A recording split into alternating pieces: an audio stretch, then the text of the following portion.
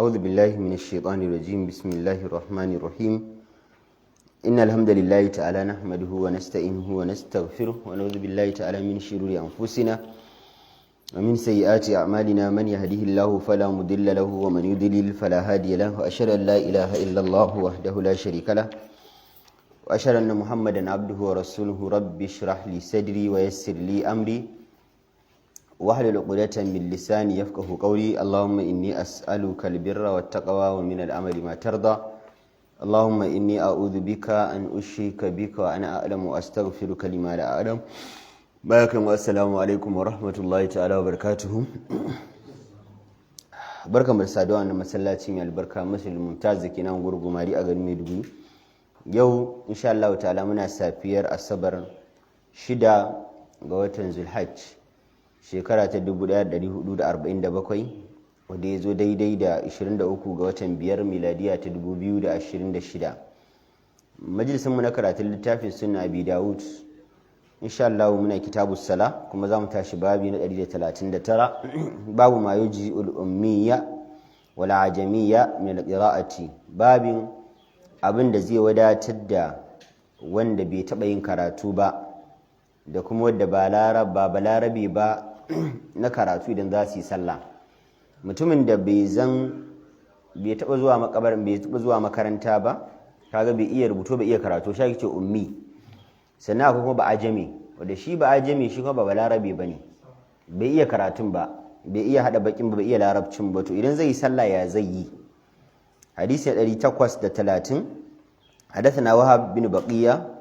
أخبرنا خالد عن همير الأعرج عن محمد بن منكدر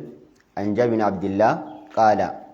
جابر بن عبد الله الأنصاري كي خرج علينا رسول الله صلى الله عليه وسلم وترانا من زن الله صلى الله عليه وسلم يا فتو ونحن نقرأ القرآن. جابر يتي لوكacin mu kuma mun taru muna karatun alqur'ani mai girma. Wa fil arabi, a cikin mu masu karatun wanda muke zazzaune akwai ƙauyawan larabawa. Al-arabi su ne larabawan da suke zaune a ƙauyuka wadda ba a cikin birni suke ba, to suna tare da mu su ma muna karatun ƙur'ani. Wala ajami, akwai wadda kuma ajamawa ne, su kuma ajamawa su ne wadda ba larabawa ba, irin su Ammar, irin su Suhaib, irin su Bilal. kaga wasu su 'yan Iran ne, wasu su 'yan Habasha ne, wasu su 'yan ƙasar Rum ne, to duka wayannan ba larabawa bane. To gashi kuma suna zaune suna karatun Qur'ani tare da larabawa su Jabir bin Abdullahi al-Ansari. Fa qala, annabi sai ya ce iqra'u, ku yi karatun Qur'ani. Fa kullun hasanun, manzala ya ce kowa yana yin abu ne mai kyau. Wasu yaji'u aqwamun, manzala ya ce za a zo a samu wasu tawagan mutane za su zo yuqimunahu. wannan daga takaita mu shi mana. Iqra'u, ku yi karatun Qur'ani. Fa kullun hasanun, manzo Allah ya ce kowanne karatun shi yana da kyau. Wasejiwa qawamun, za a samu wasu mutane za su zo yuqimunahu, za su dinga tsaida karatun Qur'anin kama yuqamul qidahu, kamar yadda ake tsayar da kibau. Ya ta'ajjalunahu, suna kokarin neman ladan abin da suka karanta tun a duniya. Wala ya ta'ajjalunahu, ba su kokarin neman ladan a lahira a wajen Allah. Kenan abin da yake nufi za a samu mutanen da za wayi gari sun mai da alqur'ani mai girma sana'a. Idan mutum yayi karatun qur'ani to sai ya mai da abin sana'a, da qur'ani zai dinga ci, da qur'ani zai dinga sha. Da haka za su dinga karatu, suna tsara qur'ani, suna karanta shi daki daki, suna tsara shi, suna jera ayoyinsa da kalmominsa yadda kasan ana jera kibau a cikin kurtu. Burinsu shine su ɗauki wannan qur'anin a matsayin abincin abinci a duniya, ba abin neman yaddan Allah a lahira ba. Allah ka tsare mu. Wannan shine jan kunnan da sallallahu alaihi wasallam yayi. Hadisi 831 haddathana Ahmad bin Salih حدثنا عبد الله بن وهب أخبرني عمرو وابن هيئة عن بكر بن سوادة عن وفاء بن شريح الصدفي عن سهل بن سعد الساعدي. سهل yake cewa kharaja alaina rasulullah, wata rana manzon Allah sallallahu alaihi wasallam ya fito mana mu tawagar sahabbai. Yauman wa nahnu naqra'u, a wannan ranar muna karatun Qur'ani dukkanmu faƙala annabi sai ya ce alhamdulillahi godiya ta tabbata ga Allah maɗaukakin sarki kitabullahi wahid littafin Allah ne da ya saukar ƙwaya ɗaya ne ma wannan al'ummar ba saukar muku don littafi daban bayan alƙur'ani ba kuma da shi ne kowa zai yi karatu ya nemi kusanci zuwa ga Allah maɗaukakin sarki kuma kowa ciki zai ɗauki hukunce-hukuncen rayuwarsa wa fikum al-ahmar a cikin ku gashi akwai jajayen fata wa fikum al-abyad a cikin ku akwai fararen fatu wa fikum al-aswadu a cikin ku ma akwai baƙaƙe kina akwai turawa akwai larabawa akwai baƙaƙe yan afirka iqra'uhu annabi ce ku dinga yawan karatun qur'ani qabla an yaqra'ahu aqwamun kafin wasu tawagan mutane su karanta qur'anin yuqimunahu za su dinga tsaida qur'anin kama yuqawwamu as-sahmu kamar yadda ake tsatsai da kibiyoyi cikin kurtu yata'ajjalu ajruhu suna kokarin gaggauto da ladan shi cinye ladan a duniya wala yata'ajjaluhu ba su kokarin jinkita ladan su same shi a wajen Allah da wannan yasa kake ganin wasu malamai suke yin fada da musabaka cewa duk wanda ya balaga bai halatta gare shi yi musabaka ba wannan shine fahimtar wasu malamai dukan wanda za a ba shi dama yi musabaka to yi musabaka ne a yana yaro kafin ya balaga idan ya riga ya balaga to yanzu kada yi musabaka abin da yasa suka ce saboda galibi kaso 90 cikin 100 na masu yin musabaka suna yin karatun ne don musabakan ba don Allah ba suna tsayawa ne su yi karatun su yi haddar su gyara tajwidin su gyara makharijin su gyara dabtin dan musabakan ne ba dan Allah ba to kaga yanzu idan ya zama dan musabaka mutum ke yin karatun sa yanzu ya zama yana gaggauto da ladan Qur'anin a duniya bai jinkita ladan ya same shi a lahira sannan kuma abu na biyu suka ce galibi yakan lalata mutum niyya sai zama niyyar da yasa ake karatun Qur'ani dan neman ladan su 'yan musabakan galiban ban ce duka ba galibin su ba don wannan ladan suke karatun ba su suna idan su ci number 1 su ci number 2 su ci number 3 su samu mota su samu kujerar aikin hajji don wannan suke ba wai don namu neman ladan ba abu na uku suka ce zaka tarar da idan aka je ana musabaka kowa burin shi ne in wani na karatu a tsararsu ko a wannan hizib da su suka ɗiba suke gasa a kai duk wadda ba shi ba fata yake ya faɗi kuma in aka ce mutum fa kana fatan ya faɗi a karatun ƙur'ani kenan kana fatan ya ɓata ƙur'ani ne dan ai ba zai yiwu ka ce mutum yayi karatun ƙur'ani an masa gyara in ba ɓata ƙur'ani yayi ba to ga lokacin da ya zama wannan shine burinka kan dan uwanka kenan so kake a ɓata ƙur'ani dan ya faɗi kai ka ci dan idan dukkan ku ba wanda ya faɗi ai dukan ku kenan kun ci idan dukan kuma kun ɓata to dukan ku ne kun faɗi kuma ba zai yi a ce dukkan ku 90 ko ku 100 kuka yi gasar kuma dukkan ku ba wanda ya faɗi kun ci ai zai wuya ai me zai sa ni in ci wani ya faɗi shine idan ya zama ya ɓata Qur'ani ban ɓata ba to wannan yasa wasu malamai suke cewa ba su yadda a yi ba idan mutum ya balaga wasu kuma suna cewa abu na biyar da yasa suke faɗa da abin shine saboda riya tana shigowa ciki mutum za ga idan yana yin karatun yana yi ne dan ya burge masu alƙalanci ko ya burge masu sauraro wannan yasa kaga sai zama Qur'anin ana neman shi ne ba wai dan neman lahira ana neman shi dan neman duniya akwai wanda zaka samu makarantu ne su kutum wadda suna tsayawa shekara 5 6 10 su gyara yaran su tusa yaran su kawai dan su kai su musabaka su ciyo to kaga yanzu ya zama abin da ya kamata idan Allah ya koma ana yi ba dan Allah ba Allah ka kiyashe mu حديث 832 حدثنا عثمان بن أبي شيبة حدثنا وكيع بن الجراح حدثنا سفيان الثوري عن أبي خالد الدالاني عن إبراهيم السكسكي عن عبد الله بن أبي أوفى عبد الله بن أبي أوفى صحابي yake cewa ja'a rajulan nabi sallallahu alaihi wasallam faqala wani mutumi ya zo jan maiki sallallahu alaihi wasallam sai ya ce ni la astati'u an akhudha min alqur'ani shay'a yace ya maikin Allah ni fa da ka ganin nan ba zan iya daukan wani abu na alqur'ani mai girman haddace ba bi yadda a yanzu za a koyar da ni qur'ani ya mazala a yanzu ba zan iya daukan haddace ba a mirqatul mafatih Umar al-Qari yake cewa da yake yi inni la sadiu an akhudha min alqur'ani shay'a ba zan iya daukan wani abu na qur'ani ba yace ba yana nufin dula hayati tsawon rayuwarsa ba ai saboda duk wani sahabi da kake ganin da wanda suka haddace Qur'ani a hannun annabi da wanda suka haddace da suka haddace a hannun annabi ai da hankali suka yi da aya 1 aya 2 aya 3 aya 5 haka suka haddace kuma an samu larabawa sun haddace ajamawa sun haddace arabi sun haddace baƙaƙe sun haddace to wani mutum ne za a ce shi gashi an ware cewa ba zai ɗaukan wani abu na alƙur'ani ba kwata-kwata a rayuwarsa kuma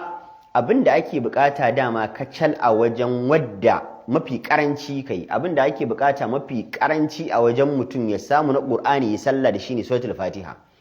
in dai mutum ya samu mafi karanci ya haddace suratul fatiha to ya ishe sallah iya tsawon rayuwarsa da fatiha ba sai ya yi sura ba asbahin shi ya yi fatiha kadai a raka'ar farko raka'a ta biyu haka a zahar shi duka fatiha to ai kaga in dai har an samu wasu suna haddace fatiha to babu mutumin da za a ce fatiha ta gare shi to amma akwai malaman da suka washi Umar Qari raddi cewa akan samu mutanen da harshen su a daure ki harshen su a lauye ki wani kuma harshen mamani abinda ake ce mother tongue ba harshen mamani a daure di yadda ya haddace fatihar ba zai iya ba akwai wanda kuma suka cina da matsala a kwakwalwar shi take da damuwa in aka ce wannan abin sai an haddace to shi Allah bai bashi wannan kwakwalwar da za ta yi haddan komai ba shi baya iyawa akwai wanda bakin ne akwai wanda haddan ne ba zai iya ba to irin wayannan idan an zo wannan gabar an sami irin wannan mutanen to sai a zo ga wannan hadisin fa'allamani manzo Allah ka karantar da ni ma yujzi'uni minhu ka karantar da ni abin da zai wadatar da ni daga karatun fatiha a salluna tunda ba zan iya haddace komai na fatiha ba qala annabi sai ce kul idan ka tashi zaka yi sallah ka ce subhanallah tsarki ya tabbata ga Allah walhamdulillah goya ta tabbata ga Allah wala ilaha illallah ba bauta bisa dacewa da jinta sai Allah shi kadai wallahu akbar Allah kuma shine mafi girma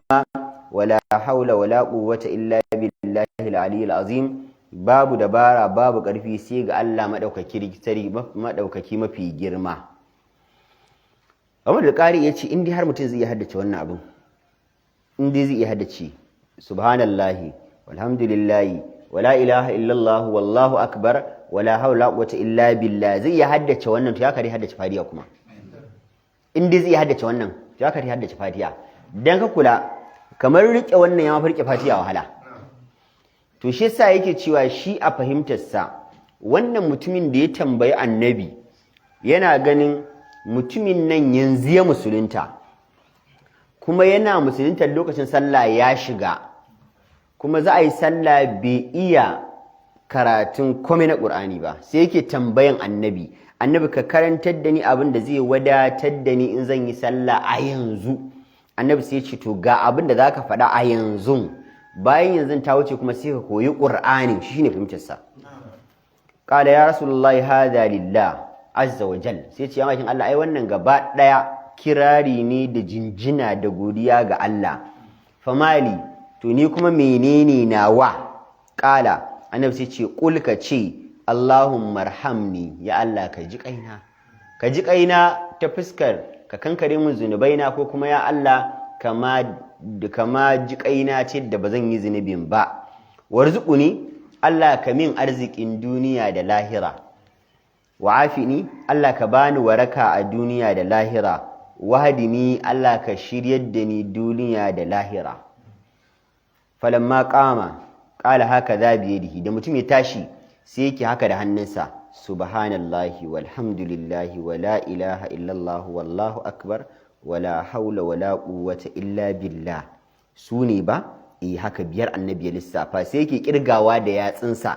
kala annabi sai ya ce amma hadha faqad mal ayadahu min alkhairi wannan mutum da ya irga wa'annan tasbihan da yatsinsa irgawan ma da ya annabi ya cika hannunsa da alkhairi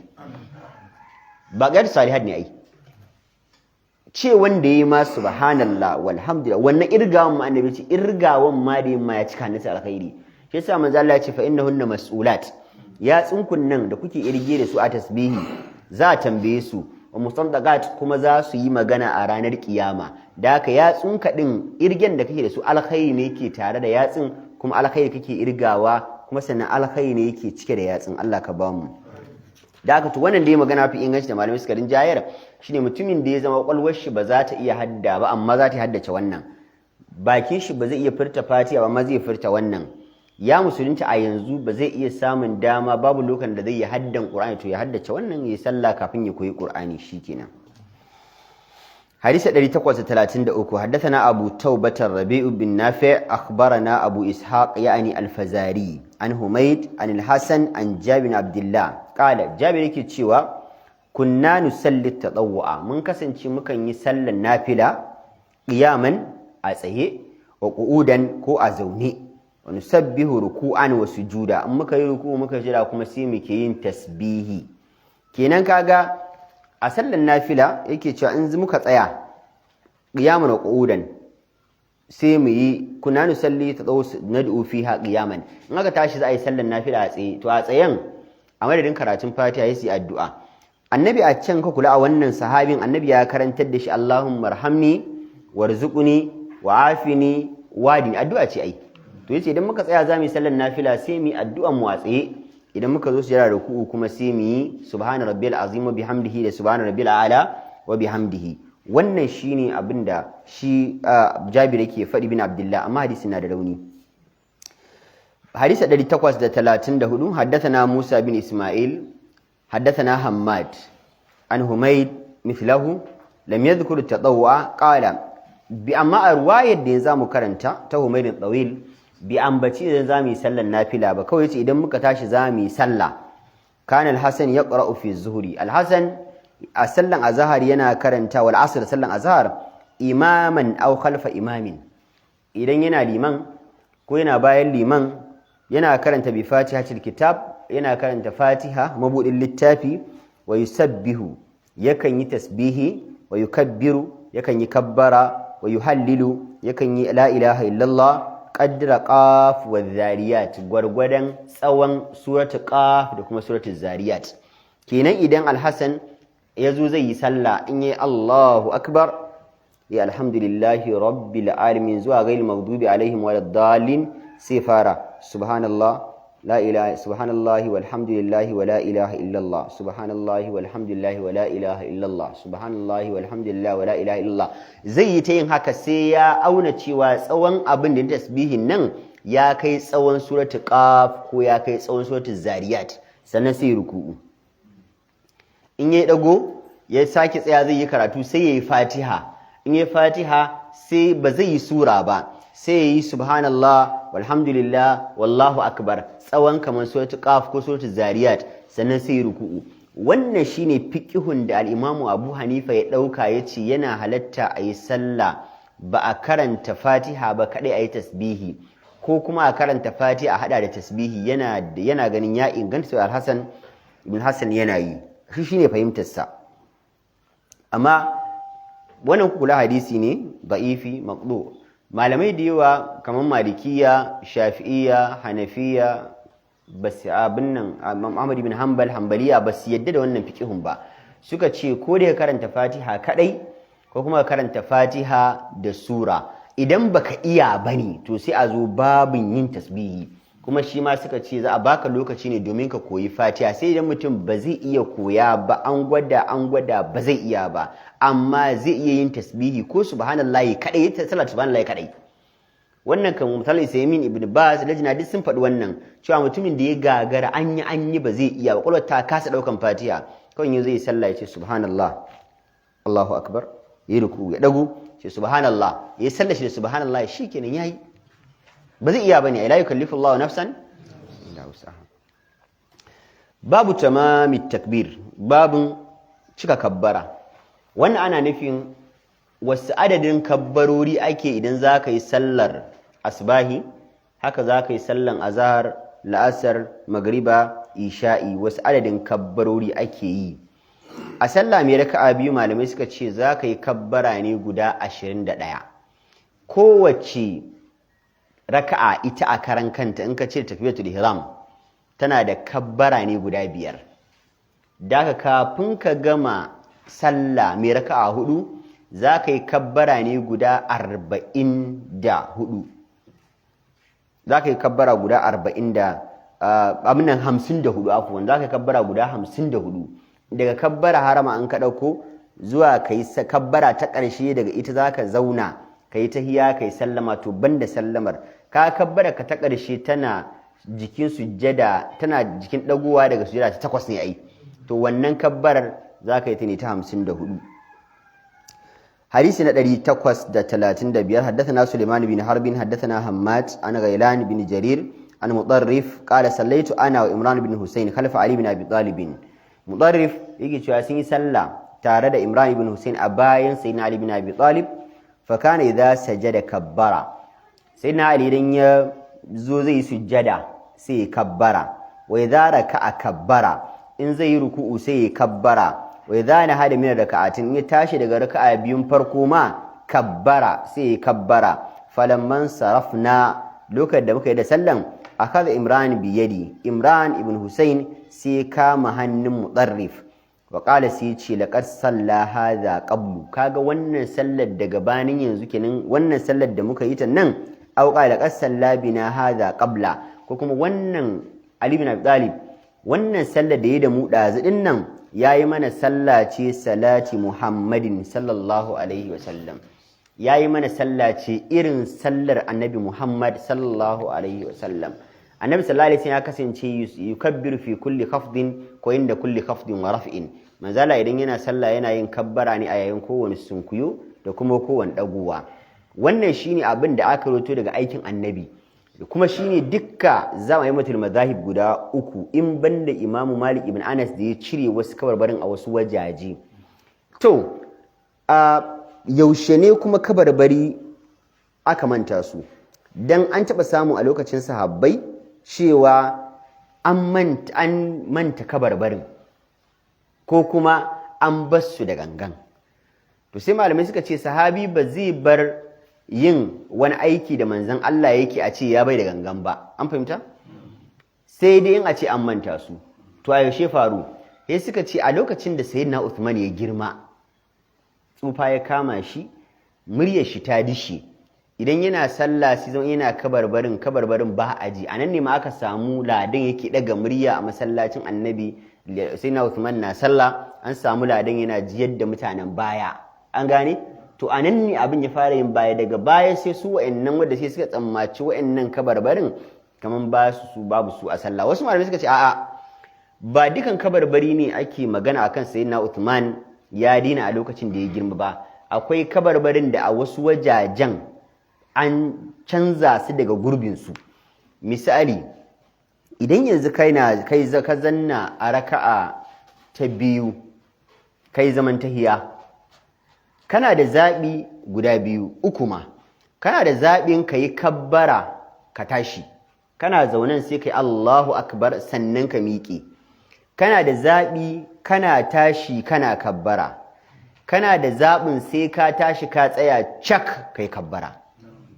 to sai suka ce wannan zaman da ake yi a yi kabbara a zaune ita ce sayyidina Uthman ya cire ta lokacin da girma ya kama shi zama baya yin ta sai ya tsaya saboda kaga tsufa ya kama shi in ya tsaya din ya dan fi samun karfi a jikin shi Allah ya sa mun gane zamu samu hadisin al-ulu zamu tattauna sosai kan shi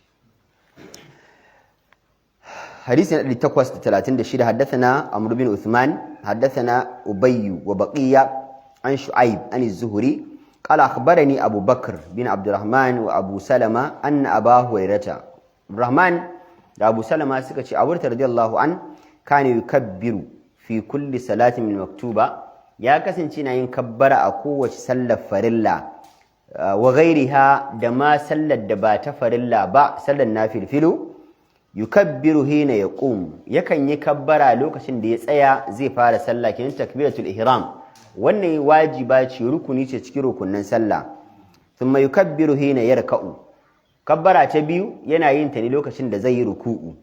thumma yaqulu sannan sai ya ce sami Allahu liman hamida Allah madaukin sarki ya ma riga ya ji ga dukkan wanda ya masa godiya thumma yaqulu sannan sai ya ce rabbana walakal hamdu ubangijinmu mai renan mu godiya ta tabbata gare ka wannan yana maka kenan a kana liman idan har kai ruku'u ka dago zaka ce sami Allahu liman hamida rabbana lakal hamdu ko rabbana wa lakal hamdu ko Allahumma rabbana lakal hamdu duka biyu zaka hada. Mu a malikiya ne suka raba suka ce liman ya ce sami Allahu liman hamida ma mu su ce rabbana wa lakal hamdu. Amma aikin annabi sallallahu alaihi wasallam annabi na hadawa duka biyu ne. Maza ya ce sami Allahu liman hamida rabbana wa lakal hamdu. Haka ba Imran ibn Husayn ta kara tabbatar a cikin sahih Muslim. To shine yake cewa zai ce sami Allahu liman hamida sannan sai ya ce rabbana wa lakal hamdu qabla an yasjuda kafin yayi sujjada a tsaye. Shi yasa ash-Shawkani a Nail al-Awdar yake cewa in zaka dauki yadda manzon Allah ke sallafa liman zai ba wa mamu isasshen lokaci da zai yi komai a nitsi in dai shi limamin yana sallah irin ta annabi. Kaga yanzu idan ka dago daga ruku'u zaka ce sami Allahu liman hamida rabbana wa lakal hamdu sannan kai tasbihin ka guda uku. Ai kaga dama ya kamata ka riga mamun ka dagowa. To lokacin da ka riga mamun ka dagowa ka fara yin wani aiki shi mamun ka a lokacin yake dagowa, amma lokacin da ka dauka kana wannan azkar din shi mamun ya dago ya ce rabbana wa lakal hamdu kuma ya samu daman yin azkar din a nitse. Akwai ruwayar Anas yake cewa wani lokaci fa idan muna sallah da manzon Allah idan annabi ya zo ta gaba har sai mun yunkura za mu mai tasbihi sai muga annabi ya yi gabar gaba. Musamman yanzu idan ya taso daga sujada ta farko yayi zama na tsakiyar nan tsakanin sujada guda biyu yace idan muna zaune har sai mun yi tsammanin annabi ya manta da fa zama ne yake tsakanin sujada guda biyu har sai muna ƙoƙarin buɗa ki mu yi subhanallah dan mu faɗakar da shi cewa fa sujada ta biyu kamata ya tafi, kawai sai mu ga annabi sallallahu alaihi wasallam ya ce Allahu akbar sai mu ga ya tafi. Haka idan annabi ya dago daga ruku'u yace har sai mun manta da sai mun fara tunanin fa annabi sallallahu alaihi wasallam ko dai ya manta ne za mu yi tasbih sai mu ga manzo Allah ya tafi sujjada. Shi yasa lokacin da Albani da Ibn Bas da Mutal Isaimin suka haɗu a Makka sai kaga kowa da irin fagen da Allah madaukin sarki ya masa baiwa akai. Sai Ibn Bas ya fi shekaru dama sai ce wa Albani kai ne sahibul hadis, kai ne malamin hadisi, ka yi mana sallah ka jagorance mu sallah. Sai ce in muku sallah irin sallar manzon Allah ko in sassauta, in muku sallah irin sallar manzon Allah ko in sassauta. Sai ce a sassauta saboda akwai wadda za su bi mu kar abin ya fi karfin su. Kaga yanzu idan irin mu ne mun je aikin hajji aka zo ana irin wannan sallar kaga za mu tasbihi ai subhanallah subhanallah subhanallah zaka yi tsammanin mantuwa akai ba mantuwa bane, haka sallar annabi take. Annabi sallallahu alaihi wasallam a sallar azhar zai yi kabbara ya shiga sallah. Sahabi yace ina cikin Madina zan ji an tada iqama an yi kabbara annabi ya shiga sallah zan dauki salka in tafi makabatar baqi'u. Makabatar baqi'u tafiya ce tana dan tazara kadan daga cikin gari. In je tsugunna in kama ruwa in dawo cikin gari in yi alwala in zo in samu annabi na raka'ar farko bai yi ruku'u ba. Mafi karanci ka ce minti 15 ko 20 a raka'ar farko ta sallan azhar. Mafi karanci kenan ka ce annabi na minti 15 ko minti 20 a raka'ar farko. Kaga raka'ar farkon wannan karatunta to sai ka dauki ruwayoyin sahabban da suka ce annabi idan ya zo a sallah gwargwadon tsawon karatu gwargwadon tsawon ruku'u, dan ruku'un annabi yana kusa da karatunsa ne a tsayi, dagowansa yana kusa da ruku'unsa, sujada tana kusa da dagowarsa. To ka kula sallar ai ka iya cewa inda an yi minti 20 a tsayi to ka kaddara ruku'u za a yi minti 10, tsagowa za a yi kusan minti 10. Haka ne mana? To yanzu idan ka zo kai minti 10 kana tsaye ka dago bayan daga ruku'u kamun ka sujada ai masallaci ya shiga da tasbihi ai. To annabi sallallahu alaihi wasallam sai ya kabbara hina yarfa'u rasahu thumma yukabbiru. Annabi sai qabla thumma yaqulu Allahu akbar, bayan manzo Allah sallallahu alaihi wasallam ya dago daga ruku'u qabla an yasuda kafin ya sujada thumma yaqulu sai ya ce Allahu akbar. Annabi sai ya kabbara hina yahwi sajidan lokacin da manzo Allah zai tafi zuwa ga sujada. Thumma yukabbiru, annabi sai sake kabbara hina yarfa'u ra'sahu a yanda zai dago kansa. Thumma yukabbiru, annabi sai sake kabbara hina yasjudu lokacin da zai sujada ta biyu summa yukabbiru annabi sai sake kabbara hina yarfa'u ra'sahu lokacin da yake dago kansa summa yukabbiru sai sake kabbara hina yaqumu min al-julusi min athnatayn lokacin da yake dagowa daga zama a raka'a ta biyu fa yaf'alu dhalika fi kulli raka'atin yadda Abu Hurairah lissafa haka manzo Allah yake a kowace raka'a hatta ya furuga min as-salati har sai manzo Allah ya sallar gaba daya summa yaqul hina yansarifu sai bayan Abu Hurairah ya gama sallan nan gaba ɗaya sai ya ce wallazi nafsi biyadi Abu Hurairah sai ya ce na rantse muku da wadda rayuwa take hannunsa inni la aqrabukum shabhan ina kokarin kusantar muku da kamanciciniya ne bi salati rasulullah da irin sallar manzon Allah kina so in kwatanta muku yadda annabi ke sallah shi sa na muku irin wannan sai in ji Abu Hurairah in kanat hadhihi la salatu hatta faraqa ad-dunya yace wallahi wanda ce sifar sallar da manzo Allah yake har ya bar duniya ya koma ga Allah irin wannan sallar sai dai yanzu me yasa Abu ya dauko wannan maganar ba irin ta akewa tabi'ai ba in irin ta za a yi kaga tabi'in za su sallar ta yi tsayi sai ce amma na muku wani dan kusancewa wanda muka saba muku muna sassautawa ne ba ita ce da manzo Allah ke mana ba irin wannan ci annabi ke mana har ya bar duniya amma in muna muku za ku na ganin lokacin yayi tsayi qala Abu Dawud yake cewa hadal kalamul akhir wannan magana ta ƙarshen yaj'aluhu Malik wa Zubairi wa ghayruhuma Imam Malik arwaya sai Imam Zubairi sukan sanya ta zamanto ani zuhuri daga zuhuri ne ana Ali bin Husayn daga Ali bin Husayn wafaqa Abdul A'la arwaya sai shi ma yi muwafaqa da wannan riwayar ta Imam Malik an Ma'mar amma shi ya kawo ta daga hanyar Ma'mar Shu'aib bin Abi Hamza wanda shine Shu'aib bin Abi Hamza ani zuhuri shi ma ta koma zuwa ga sanadin da zai ka zuwa ga sanadin zuhuri حديث 837 حدثنا محمد بن بشار وابن المثنى قال حدثنا أبو داود حدثنا شعبة عن الحسن بن إمران قال ابن البشار الشامي ابن بشار الشامي كيتشيوا وقال أبو داود أبو عبد الله الأسقلاني مام أبي داود يتي أبو عبد الله الأسقلاني عن ابن عبد الرحمن بن عبزة عن أبيه أنه صلى مع رسول الله بابا عبد الرحمن بن عبزة يا صلى تارنا من صلى الله عليه وسلم wakala yutimmu takbir amma sai dai baya cika kabarbarin gaba ɗaya yadda manzon Allah yake yin su mun faɗi me ake nufi da bai cikawa muna nufin bai ba fa bai a wata gaba cikin gabobi sai dai an canza waje daga kaman zama a yi su a tashi ko kuma tashi a yi su a tsaye amma ba zai yi sahabi sallah bai cika kabbara ba wasu daga cikin kaman al-Khattabi ya fahimci riwayar a zahirinta yace wasu wajajen ba a yin kabbara kawai dagawa ake yi shi yasa ma kaga riwayar tana da rauni aiko riwayar tana da rauni qala Abu Dawud ma'anahu idza rafa'a ra'sahu min ar-ruku'i Abu Dawud yake cewa idan ya dago kansa daga ruku'i wara da an yasjuda ya nuface sujada lam yukabbir bai kabbara an dago daga ruku'u yanzu kaga yayin tafiya sujada akwai kabbara to anan sai suka ce bai yin kabbara lam yukabbir wa idza qama min as-sujudi lam yukabbir haka ne dago daga sujada ma bai yin kabbara wannan gabar wannan magana tana da rauni saboda ba yadda za a yi sallah babu kabbara a wayannan wajajen kuma a ce irin sallan manzon Allah ce a'a a cikin littafin fiqhul muyassar na abin nan Ali Sheikh shi ya tafi akan cewa wannan takbirat din wajibi ne ma dole shine fahimtar sa Fauzan shafa ta wanda yake bayarwa kenan cewa kabarbari a sallah kowace kabbara yace wajiba ce ta farko rukuni ce in baka yi baka shiga sallah ba ko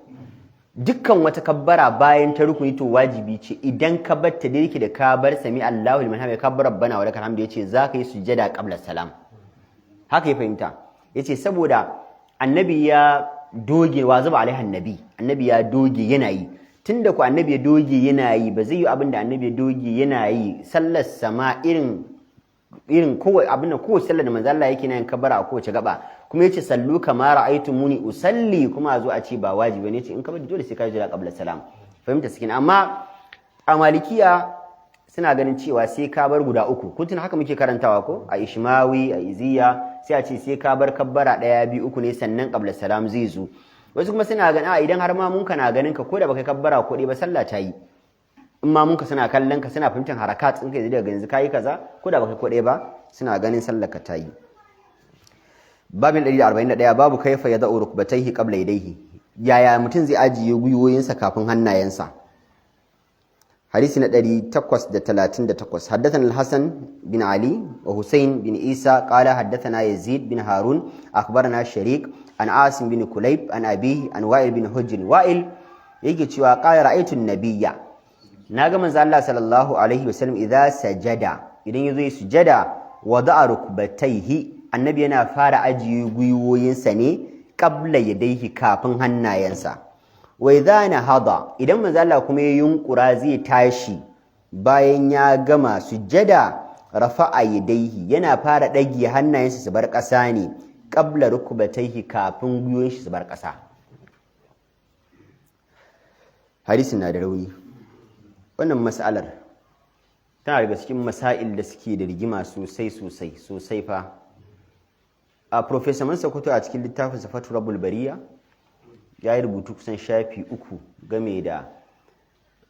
wanne ne, dan ruwayar da zamu ji a ƙasa mata kawo abin da ya ci karo da juna. Annabi ya ce kada ɗayan ku ya gurfana kamar yadda raƙumi ke gurfana, kuma aikin annabi sai ya saba abin da kuma raƙumin ke gurfana. haka ne Ibn Qayyim al-Jawziyya yayi magana doguwa kai, fiqhul ibadat mutal ismi yayi magana doguwa kan wannan mas'alar. an gane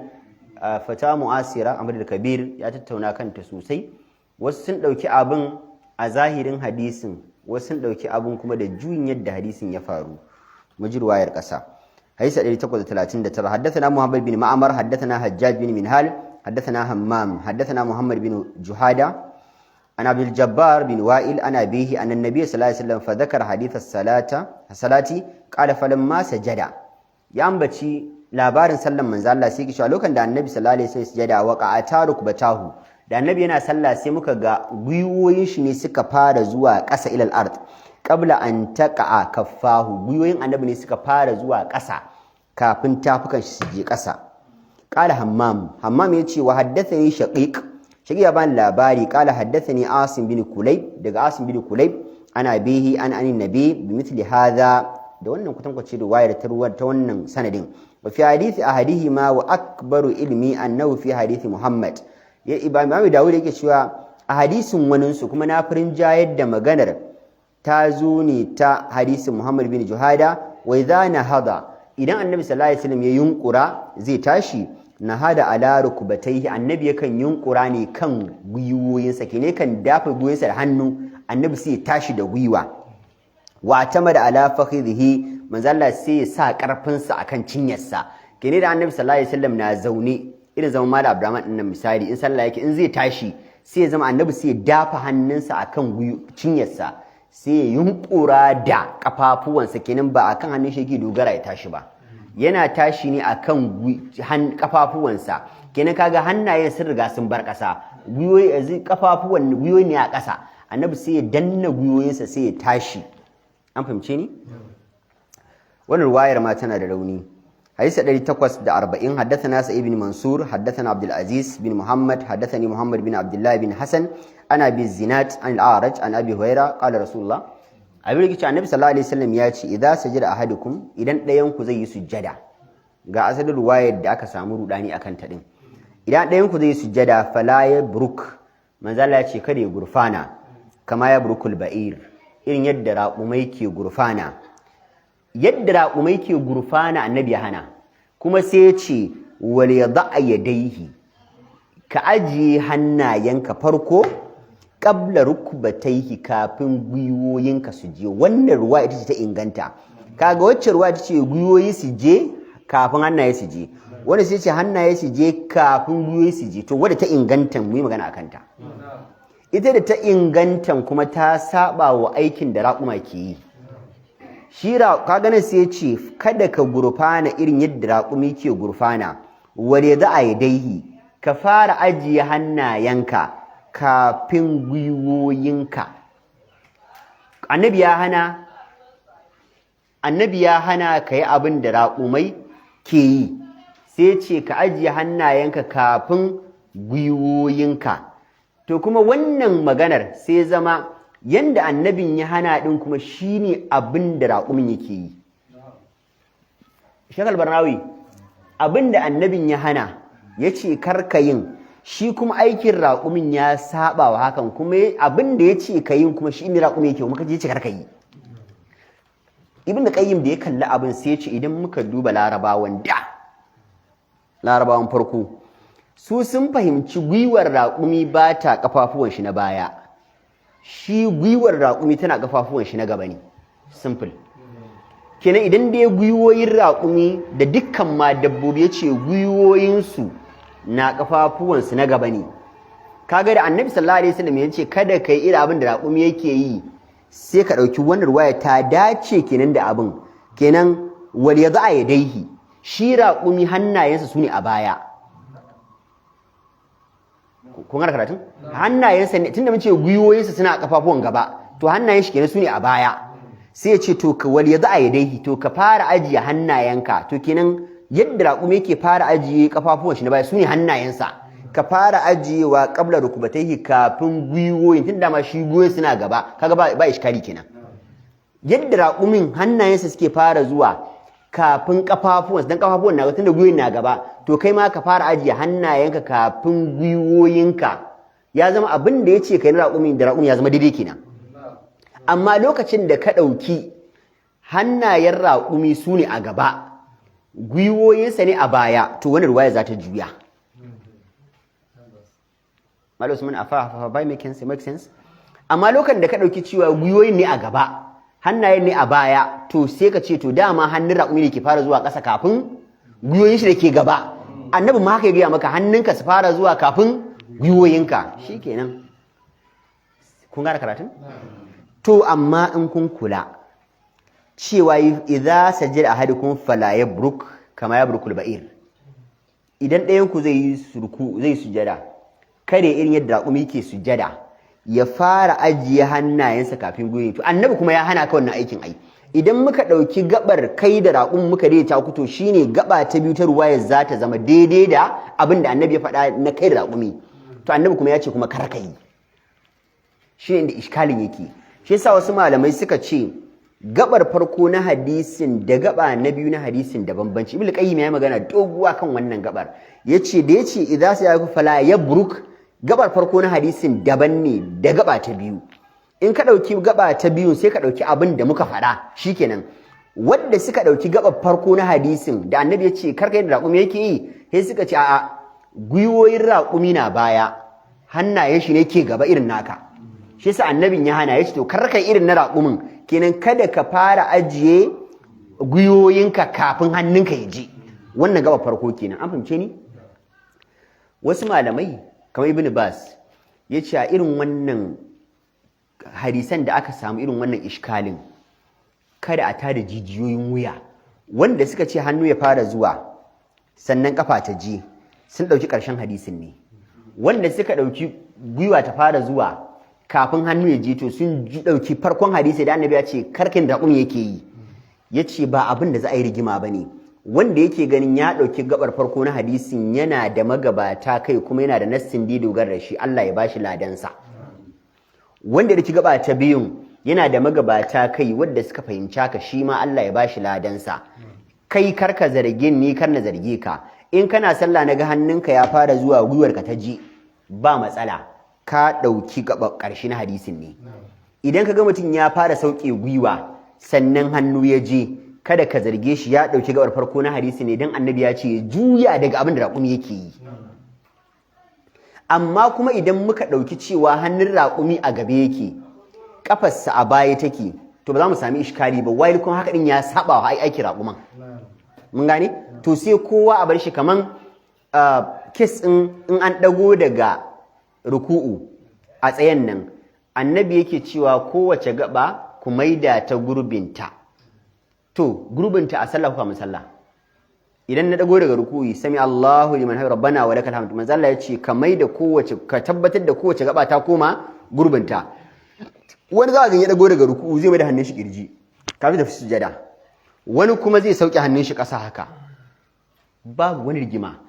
Wasu sun fahimci hadisin ne kamar da gabar ka ta koma, kowace gaba ta koma gurbinta a kamun ka shiga sallah, hannunka a ƙasa. Wasu sun fahimci kowace gaba ta koma gurbinta ai tun da fa sallah kake a cikin sallah ake magana. Wasu sai mai da hannun shi kirji, wanda ya mai da hannun shi kirji kada zargi wanda bai mai da hannun shi ba, wanda bai miyar ba kada zargi wanda ya miyar. Kowa yana da wanda suka fahimci haka. Ibn Baz ya ƙara cewa duk abin da kaga ana da sabani irin wannan akai, shi abin dan an yi shi baya bata sallah. Yanzu wanda ya mai da hannun shi kirji da wanda ya sauke waye za shi sallar shi ba ta yi ba, kowa sallar shi ta yi ai. Da wanda gwiwarsa ta fara zuwa kafin hannun shi ya je a sujada da wanda hannun shi ya fara zuwa kafin shi waye bai da sallah. To shikenan ai ba abin rigima bane. Allah ya sa mun gane. Amin ya rabbal alamin. Hadisin karshe hadisi 841 haddathana Qutaybah bin Sa'id haddathana Abdullah bin Nafi' an Muhammad bin Abdullah bin Hasan an Abi Zinad an al-A'raj an Abi Hurairah qala Rasulullah sallallahu alaihi wasallam Allah yace ya atamadu ahadukum fi salatihi dayanku ya amadu ahadukum fi salatihi fayabruku yanzu dayanku yakan nufata a cikin sallarsa sai ya zama ya dinga gurfana kama yabrukul jamalu kamar yadda raƙumi yake gurfana. Kina hana annabi yake yi ba nan kaga istifham ne inkari. Annabi ce yanzu dayanku ya amadu ahadukum fi salati dayanku yakan nufaci sallah fayabruku ya gurfana kamar yadda raƙumi yake gurfana. Kenan karka gurfa yadda raƙumi yake gurfana. Shi raƙumi yana fara ajiye kafafuwan shi na baya ne kafin kafar gaba.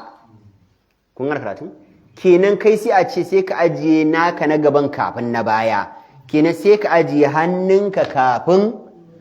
Wannan ruwayar ko kula ta yi daidai da gaba ta ƙarshe ta ruwayar ɗazu. Kun gane karatu? اللهم صل على محمد وعلى ال محمد كما صليت على ابراهيم وعلى ال ابراهيم انك حميد مجيد وبارك على محمد وعلى ال محمد كما باركت على ابراهيم